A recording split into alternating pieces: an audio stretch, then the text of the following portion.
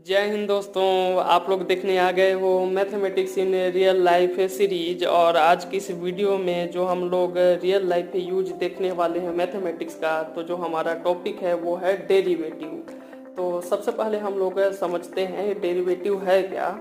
जब हम किसी फंक्शन को डिफ्रेंशिएट करते हैं तो डिफ्रेंशिएट करने के बाद जो वैल्यू हमको मिलता है हम उसको सामान्यतः डेरिवेटिव बोल देते हैं। अब यहाँ पे आ गया कि डिफ्रेंशिएशन क्या है। तो डिफ्रेंशिएशन किसी फंक्शन का रेट ऑफ चेंज को डिनोट करता है। रेट ऑफ चेंज को डिनोट करता है। तो अब यहाँ पे रेट ऑफ चेंज क्या है ये हमको समझना पड़ेगा।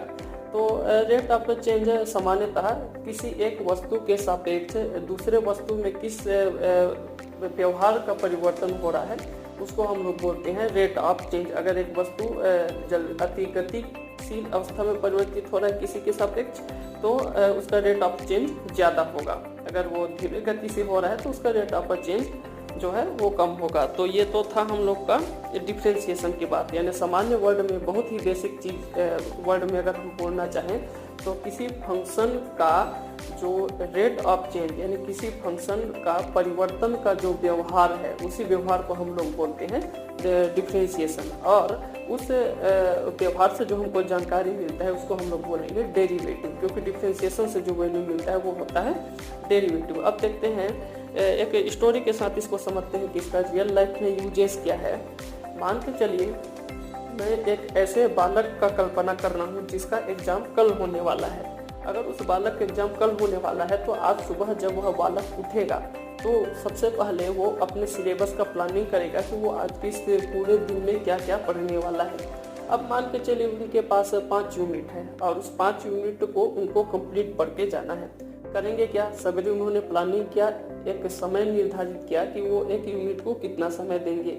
अब समय निर्धारित हो गया और उनका जो है समय स्टार्ट हो जाता है, सवेरे से दिन निकलने लगता है। लेकिन जब दिन निकलने लगता है तो हम देखते हैं कि बालक शुरुआती दौर में बहुत तेज गति से पढ़ता है और शुरुआत के जो 2 यूनिट हैं 5 यूनिट में से उसको वो अपने निर्धारित समय से पहले खत्म कर देता है क्योंकि कंसंट्रेशन उस टाइम ज़्यादा होता है। तो ये पॉसिबल है।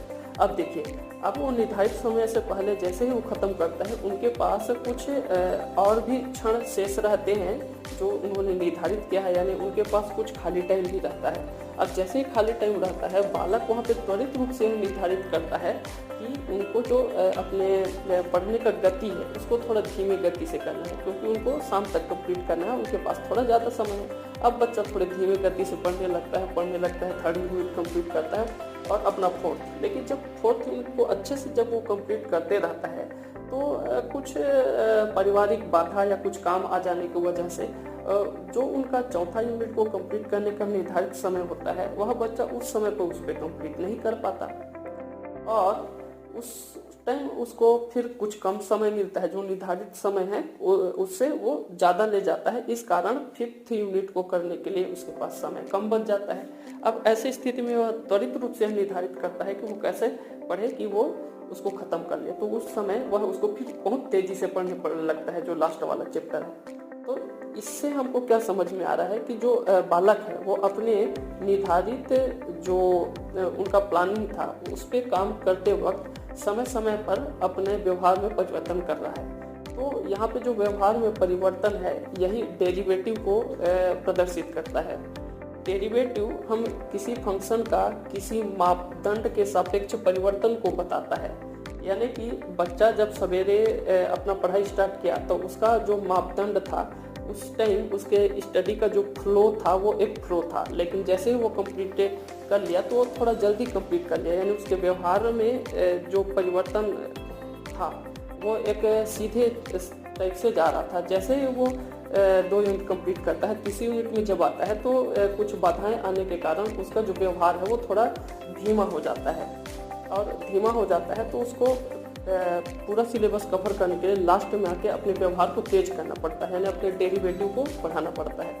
तो इस स्टेप से हम लोग समझ सकते हैं कि डेरिवेटिव रियल लाइफ में किस टाइप से यूज होता है। हम अपने उद्देश्य के हिसाब से अपने काम को एडजस्ट करते हैं और ये जो एडजस्टमेंट है यही डेरिवेटिव है। मैं आशा करता हूँ कि ये डेरिवेटिव का एक छोटा सा कहानी आप लोग को समझ में आया होगा और वीडियो में आप आनंद ले पाए होंगे। वीडियो में समय देने के लिए आपका बहुत बहुत धन्यवाद। आपका दिन शुभ हो। मिलते हैं इसी तरह और मनोरंजक वीडियो के साथ और जय हिंद।